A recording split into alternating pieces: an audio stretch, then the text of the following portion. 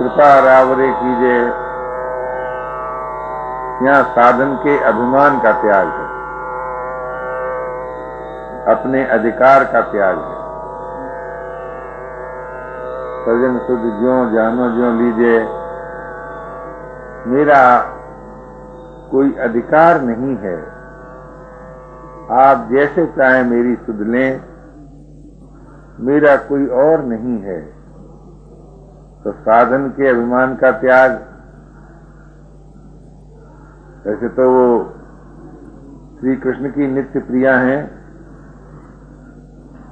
तो उन्होंने गोपियों की भांति परकिया भाव की बात पसंद की। परकिया भाव में विशेष त्याग है। परकिया अपने पति पर अपना कोई अधिकार नहीं मानती और सुखिया अपने पति पर अपना अधिकार मानती है, जैसे रुक्मिणी जी। तो मालूम होता है कि मीरा जी बिल्कुल इस युग की गोपी हैं। कहती हैं मेरा कोई अधिकार नहीं है, आप जैसे चाहें मेरी सुध लें। ये आत्मीय संबंध की विलक्षणता है, मेरा कोई और नहीं है।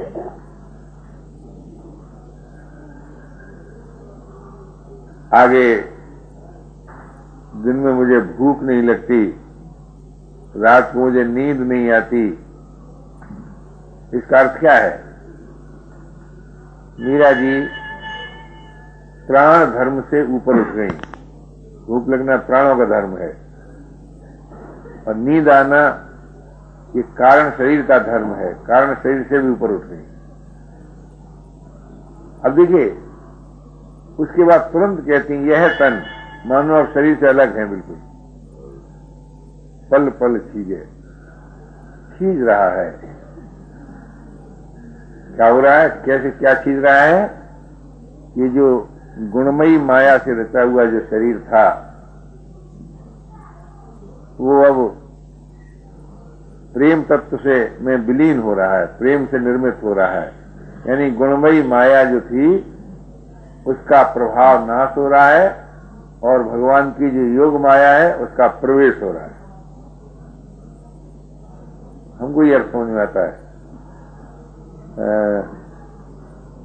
यह तन पल पल चीजें। अब मीरा जी गुणातीत हैं, देहातीत हैं तुरंत। उसके बाद उन्होंने तुरंत ही जो कह दिया, मीरा के प्रभु गिरधर नागर मिल बिछुरन नहीं कीजिए। यानी आप मुझे मिल गए, अब वियोग न हो। ये उनका अंतिम वाक्य है। और सुनते हैं कि उन्होंने किसी ने फिर उनके शरीर को नहीं देखा, भौतिक शरीर को नहीं देखा। और कानपुरा के तार में से, मंदिर की दीवार में से, श्री विग्रह में से मिल विस्मरण नहीं कीजिए, मिल विस्मरण नहीं कीजिए, मिल विस्मरण नहीं कीजिए, ये ध्वनि बहुत देर तक होती रही। किसी इतिहासकार ने ये नहीं कहा कि मीरा जी का अंत्येष्टि संस्कार हुआ था दुर्गापुरी में, ऐसा किसी ने नहीं कहा। उनका भौतिक शरीर भी प्रेम तत्व में विलीन होकर अपने प्रेम आस्वाद से अभिन्न हो गया। तो इसमें त्याग का भी दर्शन है, अनुराग का भी दर्शन है, योग का भी दर्शन है, बोध का भी दर्शन है। सभी बातें आ गई। बोध भी है, योग भी है, अनुराग भी है, त्याग भी है। ये भगवती मीरा जी का अंतिम पद है।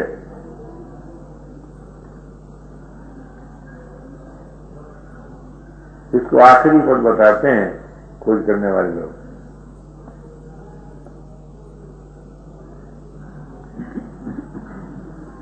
इससे ये स्पष्ट ही है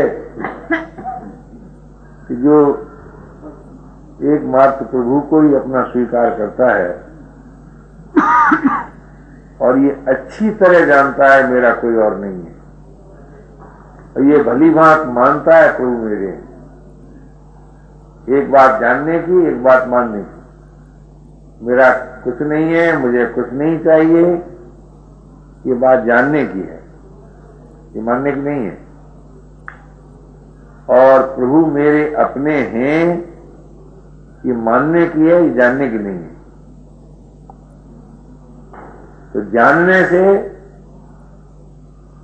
पराधीनता की, सर्व दुखों की, अशांति की निवृत्ति होती है, और मानने से अखंड स्मृति की, अगाध प्रियता की प्राप्ति होती है। यह साधकों का अनुभव है, यह जीवन का सत्य है। इसलिए मनुष्य में दोनों प्रकार की शक्तियां हैं, जानने की भी है, मानने की भी है। एक जो स्थूल शक्ति है करने की, वो भगवत नाते काम करने की है, वर्तमान काम करने की है। उसको भक्त लोग इसे पूजा कहते हैं, और कुछ लोग उसको कर्तव्य कहते हैं, कुछ लोग उसको धर्म कहते हैं। तो कर्तव्य का उत्तर पक्ष जो है, धर्म का जो उत्तर पक्ष है, वो योग है। क्यों? कर्तव्य पालन से मानव राग रहित होता है, विद्यमान राग की निवृत्ति हो जाती है। और क्योंकि कर्तव्य का दूसरा अंग है अपना अधिकार त्याग, उससे नवीन राग की उत्पत्ति नहीं। तो विद्यमान राग निवृत्त हो गया, नवीन राग उत्पन्न नहीं हुआ, और राग में बाधा पड़ती तभी क्रोध उत्पन्न होता है, तो क्रोध भी नहीं होता। तो राग और क्रोध से रहित होने से योग की प्राप्ति होती है। अब ये देखने में ऐसा लगता है कि इसका कोई क्या अजीब आदमी है, कहते हैं साहब राग और क्रोध रहित होने से योग की प्राप्ति होती है। क्योंकि अधिकार छोड़ने से और अधिकार देने से मनुष्य फ्री हो जाता है। फ्री की हिंदी क्या होगी? स्वतंत्र हो जाता है, स्वाधीन हो जाता है।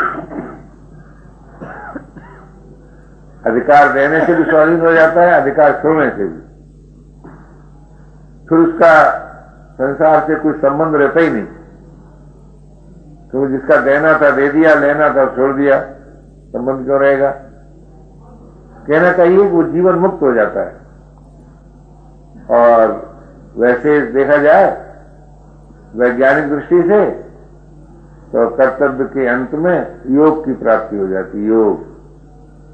योग माने अपने में जो अपना प्रियतम है उसके साथ मिलन, एकता, समीपता, अभिन्नता। मिलन की 3 श्रेणी हैं। पहली श्रेणी है समीपता, दूसरी एकता, तीसरी अभिन्नता। इसलिए पहली श्रेणी को योग कहते हैं, दूसरी को बोध कहते हैं, तीसरी को प्रेम कहते हैं। तो मानव जीवन के विकास की जो चरम सीमा है वो योग, बोध और प्रेम की प्राप्ति में है, भोग मोह आसक्ति की निवृत्ति में है। इसी का मूर्तिमान चित्र श्री भक्तिमती मीरा जी का जीवन है। उन्हें योग बोध प्रेम प्राप्त हो गया। वो तो अविनाशी तत्व है योग बोध प्रेम, वो तो प्रभु की ही महिमा है। योग भी प्रभु की महिमा है, बोध भी महिमा है, प्रेम भी महिमा है। क्या है? प्रभु का ही स्वभाव है।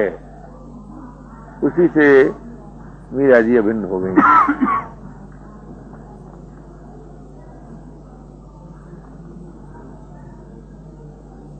और उसी इन्हीं तीनों की एकता का नाम राधा तत्व भी है, सीता तत्व भी है, गौरी तत्व भी है। अनंत सखियां राधा तत्व से, गौरी तत्व से, सीता तत्व से विलीन होकर अनंत परमात्मा के साथ अभिन्न होती हैं। ऐसा प्रेमियों का मत है। ज्ञान की तो कर दी ना बोध। बोध माने ज्ञान, योग बोध प्रेम, एकता। उस परमात्मा के साथ एकता बोध समीपता योग, अभिन्नता प्रेम।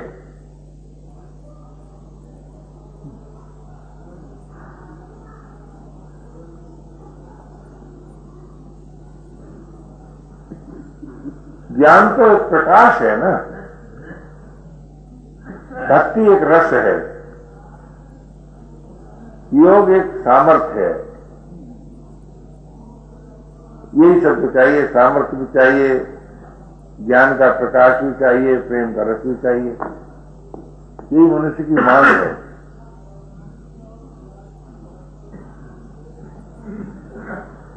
तो ज्ञान के बिना तो कोई स्वाधीन हो ही नहीं सकता, और स्वाधीन हुए बिना प्रेमी कैसे होगा, उदार कैसे होगा? पराधीन तो प्रेमी होते नहीं, पराधीन तो उदार होते नहीं। और वैसे अगर देखा जाए तो मनुष्य की जो मांग है वही भगवान के का वर्णन है, उसी तरह का। जैसे भगवान को लोग कहते हैं परम उदार हैं, परम प्रेम से परिपूर्ण हैं, रस से परिपूर्ण हैं, अविनाशी हैं, स्वतंत्र हैं। तो जैसे परमात्मा अविनाशी है तो मनुष्य को अविनाशी जीवन चाहिए, परमात्मा स्वाधीन है तो मनुष्य को स्वाधीनता चाहिए, परमात्मा परम उदार परम प्रेम से भरपूर है तो प्रत्येक मनुष्य को उदारता और प्रेम भी चाहिए। तो जो परमात्मा की महिमा बताई जाती है, जो परमात्मा के विशेषण बताए जाते हैं, उन्हीं की मांग मनुष्य को होती है। अब वो मांग संसार के द्वारा पूरी नहीं हो सकती, न किसी वस्तु से, न किसी योग्यता से, न किसी सामर्थ्य से। इसीलिए ये बात कही जाती है कि भाई प्रभु को अपना मानो, प्रभु को पसंद करो, प्रभु के होकर रहो। तो क्यों? तो वो मांग पूरी हो जाएगी।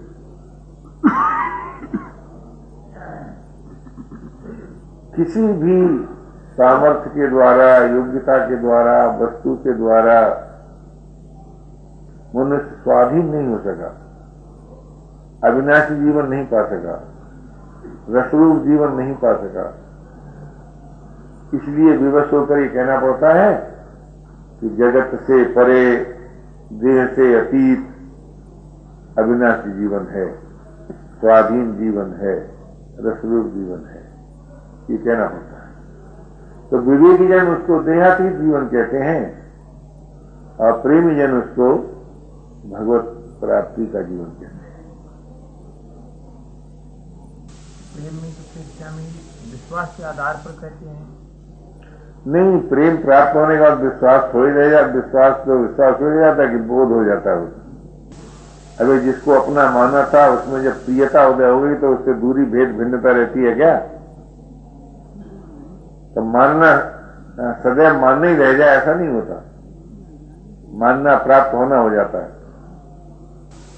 मानव के व्यक्तित्व का जो अंतिम विकास जो हो सकता है वो तो 3 रूप में हो सकता है, योग के रूप में, बोध के रूप में, प्रेम के रूप में। योग कर्तव्यपरायणता से प्राप्त होता है, असंगता से भी, आत्मीयता से भी। विश्वासियों का योग होता है आत्मीयता से, विवेकियों का होता है असंगता से, और भौतिकवादियों का होता है कर्तव्यपरायणता से। तो कर्तव्यपरायणता से भी मनुष्य राग रहित होकर फ्री हो जाता है, असंगता से भी फ्री हो जाता है, आत्मीयता से फ्री हो जाता है। अब जैसे देखिए ना, अब व्यवहार में देखते हैं ना, उन्होंने साहब वो लड़की की शादी हो गई, क्या हो गया? उसको उसका संबंध अमुक व्यक्ति के साथ हो गया, वो उसका पति है, वो उसकी पत्नी है। लड़के की शादी हो गई तो कहीं पत्नी है, लड़के की शादी हो गई तो लड़की क्या तो पति है। तो पति के साथ संबंध हुआ, पहले स्वीकार किया संबंध, आत्मीय संबंध अपने हैं, तो वो योग कहलाता है। ऐसे ही परमात्मा के साथ आत्मीय संबंध, ये भी योग है। प्रभु अपने हैं, ये योग है, विश्वासियों का योग है। और तीनों यानी संसार से अतीत, कर्म चिंतन स्थिति से अतीत में जिसका नित्यवास है, वो ज्ञान के द्वारा योग है। और कर्तव्य परायणता के बाद भी जब संसार संबंध नहीं रहा तब भी योग है। तो तीनों प्रकार से संसार के संबंध का नाश है। भगवान को मानकर चलो तो, और ज्ञान के प्रकाश को अपनाओ तो, और कर्तव्य का पालन करो तो। तात्पर्य कहने का हुआ कि संसार के संबंध का जो त्याग है, इसी का नाम योग है।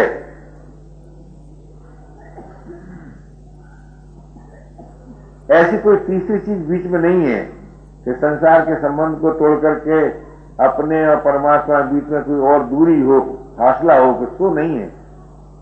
यहां संसार के संबंध का त्याग हुआ कि परमात्मा के साथ योग हुआ, चाहे प्रियता को लेकर, चाहे बोध को लेकर, चाहे समीपता को लेकर।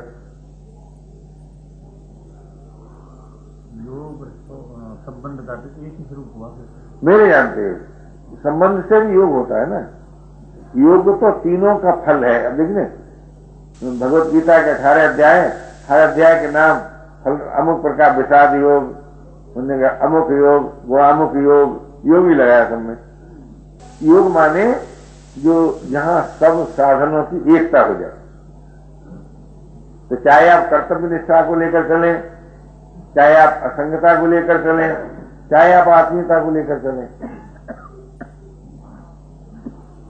और चाहे तीनों को मिला के चलें। तो कर्तव्य परायणता असंगता के साथ भी है, आत्मीयता के साथ भी है, और असंगता आत्मीयता के साथ भी है, और आत्मीयता में भी असंगता है, क्योंकि किसी की असंगता से ही न किसी की आत्मीयता हुई है। पहले किसी का संग रहित तो किसी ने किसी को देखा ही नहीं, किसी ने अपने को संग रहित नहीं देखा। तो असंग होकर भी, आत्मीयता भी असंग होकर ही प्राप्त होती है, और स्वाधीनता भी असंग होकर ही प्राप्त होती है, और विश्राम भी असंगता से ही प्राप्त होता है। तो चाहे असंगता को, चाहे संसार के संबंध का विच्छेद को, एक ही बात है। भाषा का भेद है, वस्तुस्थित वास्तव में तो बात है कि कोई कहे मैं सब संसार से असंग हो गया, कोई कह दे मैंने संसार संबंध तोड़ दिया, कोई कह दे मैंने भगवान संबंध जोड़ लिया। फर्क क्या हुआ? अरे भगवान से जोड़ लिया तब भी संसार संबंध नहीं रहा, और असंग हो गया तब भी संसार संबंध नहीं रहा। भैया जो कुछ देना था तो दे दिया, लेना मैंने छोड़ दिया, तब भी संसार संबंध नहीं रहा। तो कर्तव्य परायणता से भी संसार के संबंध का त्याग होता है, और असंगता से भी संसार के संबंध का त्याग होता है, और आत्मीयता से भी संसार के संबंध का त्याग होता है। तो संसार के संबंध का त्याग तो तीनों प्रकार से हुआ। अतः तीनों ही प्रकार से योग की प्राप्ति हुई, और जब योग की प्राप्ति हो जाती है, योग की पूर्णता में बोध, और बोध की पूर्णता में प्रेम, ये स्वतः सिद्ध है।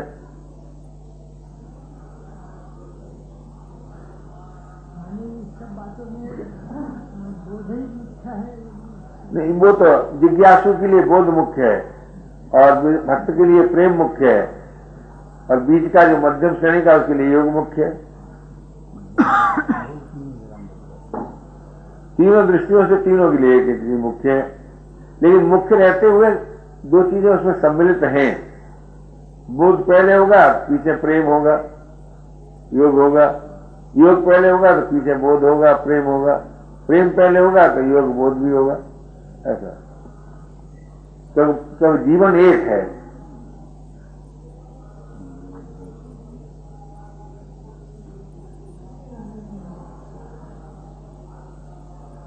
बोध होना चाहिए है, बोध होना चाहिए। बोध माने वास्तविकता, जो सत्य है उसका, उसकी प्राप्ति, सत्य की प्राप्ति को होता है बोध को।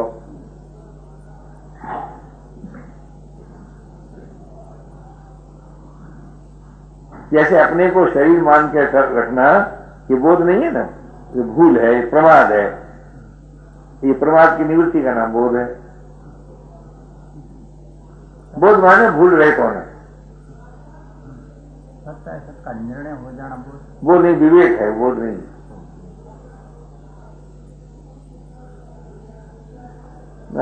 इस शब्दों के जाल में मत खेलो यार, असलियत मत पकड़ो। ये तो शब्द जाल है, इसमें फंसा तो फंसा।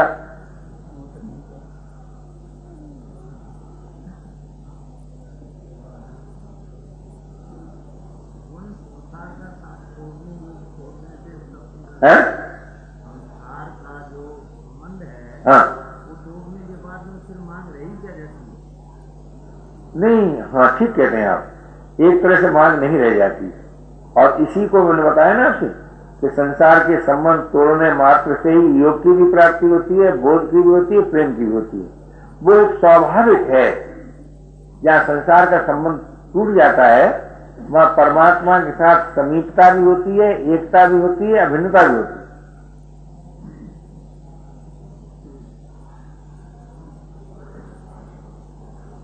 ये संसार का संबंध तोड़ना तो साधन रूप वाक्य है ना, सिद्धांत वाक्य तो है नहीं।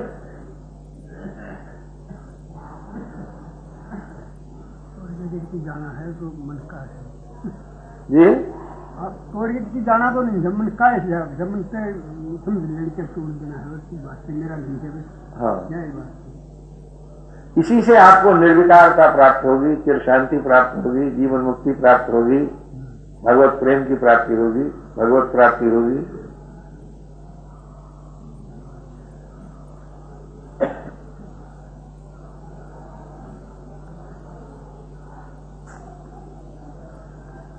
ऐसा सोचिए, संसार की सहायता के बिना अगर आपको अपने जीवन का बोध हो जाए तो फिर क्या अमर हो गए। और संसार की सहायता से जब तक जीवन मालूम होता है तब तक तो मृत्यु के क्षेत्र में रहते हैं ना। तो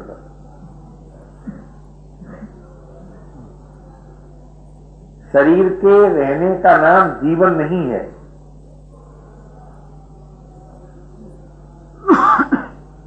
शरीर बना रहे इसका अर्थ जीवन नहीं है, वो तो बदलता रहता ही है।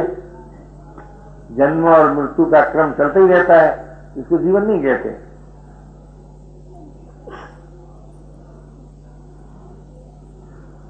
शरीर से संबंध टूटने के बाद जीवन की प्राप्ति होती है।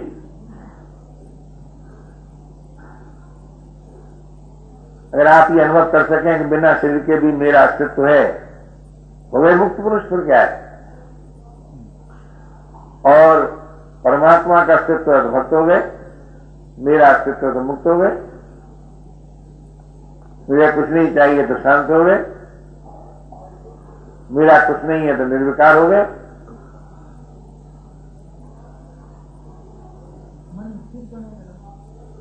क्या? अपना मन कभी स्थिर नहीं होगा जब तक कि मन अपना है। भगवान अपना हो तो मन भगवान में विलीन हो सकता है।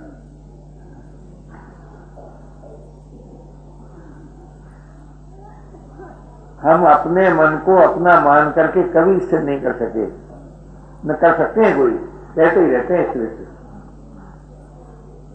बलपूर्वक लगाते रहते हैं, अपने आप हटता रहता है, बलपूर्वक हटाते रहते हैं, अपने आप लगता रहता है। ये द्वंद्व रहता है। संसार के संबंध का जो प्रभाव है, सच पूछिए तो उसी का नाम मन है। मन कोई स्वतंत्र पदार्थ नहीं है।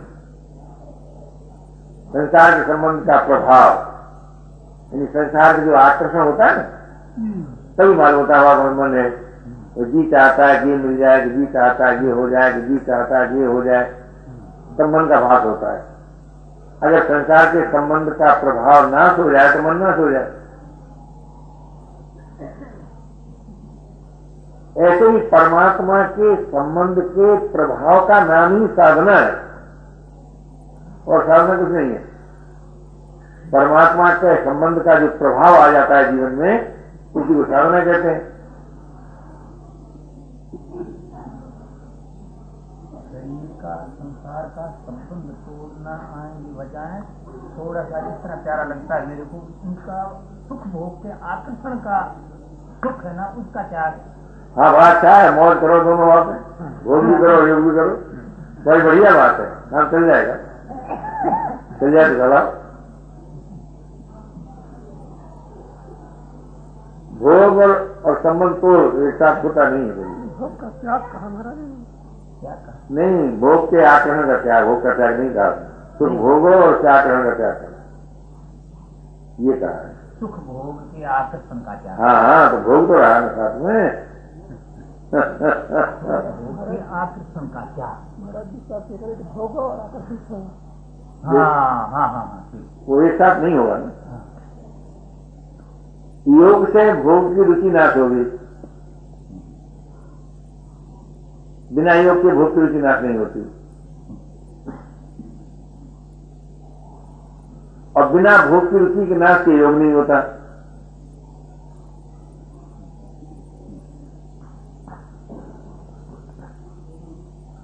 भोग का अर्थ क्या है?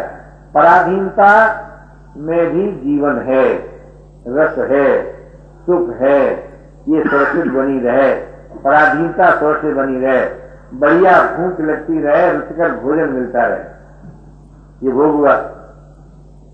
भूख भी लगती रहे, रुचिकर भोजन भी मिलता रहे, और खाने की शक्ति भी मिली रहे। नहीं तो ऐसे भी रोग होते हैं शरीर में कि भूख लगी और खा सकते नहीं। एक रोग था, एक महिला बेचारी को प्यास लगती थी और पानी निकल नहीं सकते, होश था, बातचीत करते थे, क्या होता है, किसी तरह से बूंद पानी चला जाते थे। तो डॉक्टर ने कहा हम गले में छेद करके पानी डाल सकते हैं, तो राजी नहीं हुए। मतलब मेरे कहने का यह है कि अभी तो हम लोग सजग हैं, सावधान हैं, इतनी सामर्थ्य है कि विश्वास पूर्वक प्रभु को अपना मान लें, ज्ञान पूर्वक संसार का संबंध तोड़ दें। ये काम वर्तमान में करने का है, शीघ्र ठीक करने का, देर करने का नहीं। देर करने के बाद मालूम कब क्या हो जाए कुछ पता नहीं है, ये चेतना ही नाश हो जाए, फिर दिमागी खराब हो जाए, क्या हो जाए, क्या पता होता है। इसलिए शीघ्र ये अनुभव ही करना चाहिए, मेरा कुछ नहीं है, मुझे कुछ नहीं चाहिए, प्रभु मेरे अपने हैं, सब कुछ प्रभु का है। चाहे ये मान के चलो प्रभु अपने हैं, सब प्रभु का है, चाहे ये जान के चलो मेरा कुछ नहीं, मुझे कुछ नहीं चाहिए, चाहे चारों को मिला दो।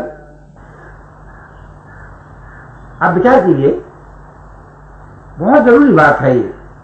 और ये बात जिस वक्त देखिए हमारे पास देवी जी आई तो हमने उनसे पूछा कि तुम क्या चाहती हो। तुमने बड़े सीधी सरलता से ईमानदारी से कह दिया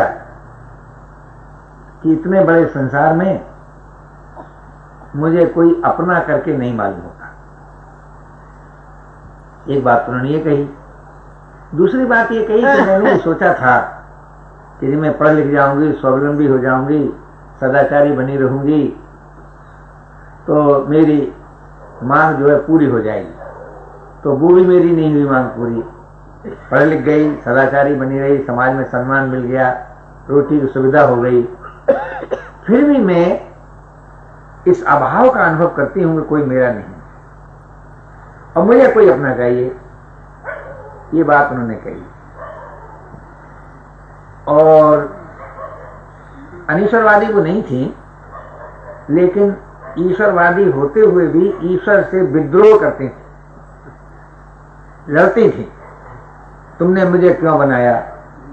मैं कहा तुमसे कहने गई थी मुझे बनाना, और जब बनाया तो मैं जो चाहती हूं सो होता क्यों नहीं। इस तरह का विद्रोह रखती थी ईश्वर से।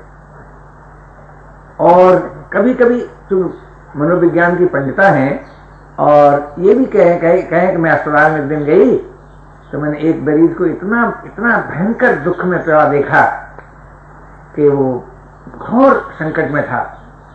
तो मुझे वही क्षोभ हुआ, हे सृष्टि के रचने वाले, तू कैसा करुणामय है जो तेरी सृष्टि में इतना दुख है। तो इस तरह से अनेक प्रकार से उनके जीवन पर एक ऐसा गहरा प्रभाव पड़ा कि मैंने पढ़ लिख कर भी पूर्ति तृप्ति मेरी नहीं हुई, रोटी खमा खाकर भी तृप्ति नहीं हुई, समाज में स्थान पाकर भी तृप्ति नहीं हुई, अब मुझे कोई अपना चाहिए। तो मैंने बड़ी डरती डरती जवान से कहा, दबी जवान से, बहुत डर के साथ, कोई न मालूम क्या अंडवन बकने भाई। मैंने कहा भाई कोई एक है तो ऐसा। बोले ऐसा इस पर मेरा विश्वास ही नहीं होता, ये उन्होंने कहा। तो मैंने कहा ठीक है, ये तो बात सत्य है, विश्वास नहीं होता। बोले हाँ ठीक है, सरलता से उन्होंने कह दिया।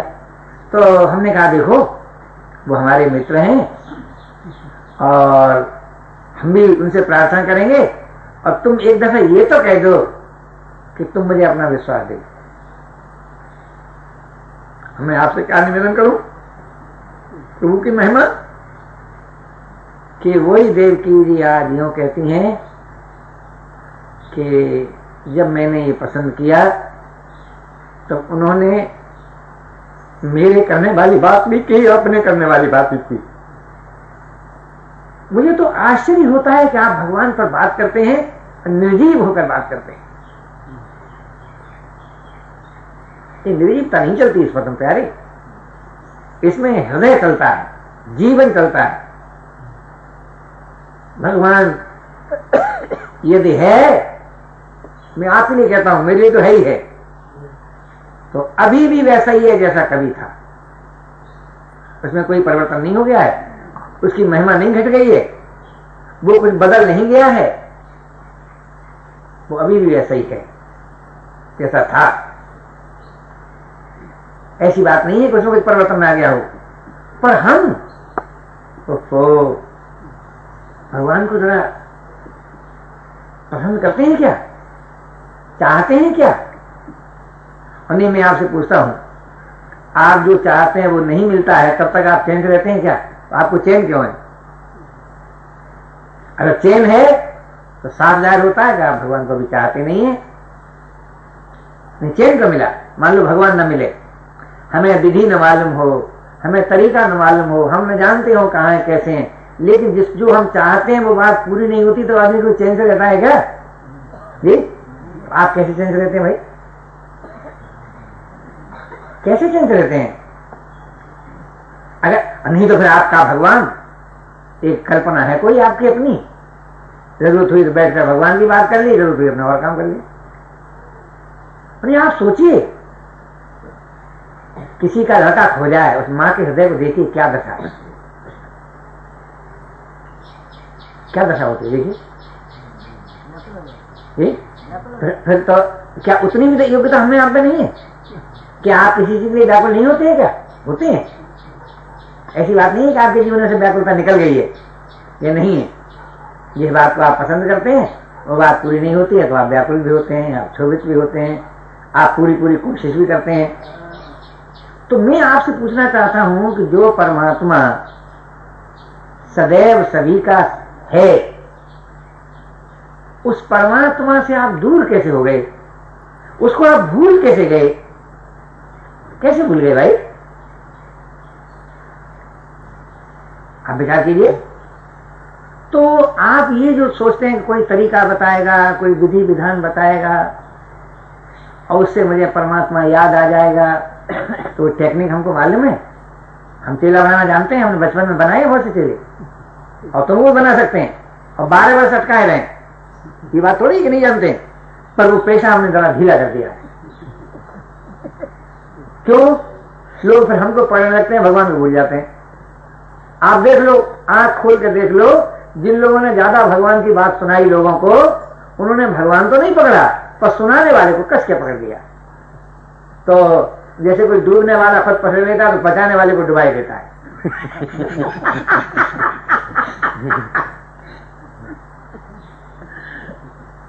आप विचार करके देखो। इसीलिए जब तक आप इस बात का ठीक अनुभव नहीं करेंगे, अगर आप ये मान के चलेंगे अरे भैया हम साधारण आदमी को भगवान कैसे मिल सकता है, तो आप भगवान की बात क्यों करते हैं? बोले अभी कैसे मिल सकता है, तो अभी बात क्यों करते हैं? भगवान कोई खेती है जो आज बोएंगे कल उपजेगा परसों मिलेगा? भगवान कोई ऐसा वृक्ष है क्या आज लगाएंगे 12 वर्ष में फलेगा? भगवान का ऐसी चीज नहीं है। भगवान तो वर्तमान में मौजूद है, ज्यों का त्यों मौजूद है। जैसा सतयुग में, वैसा ही त्रेता में, वैसे ही द्वापर में, वैसे ही आज, वैसे ही तुम्हारे लिए, वैसे ही हमारे लिए, वैसे ही सबके लिए।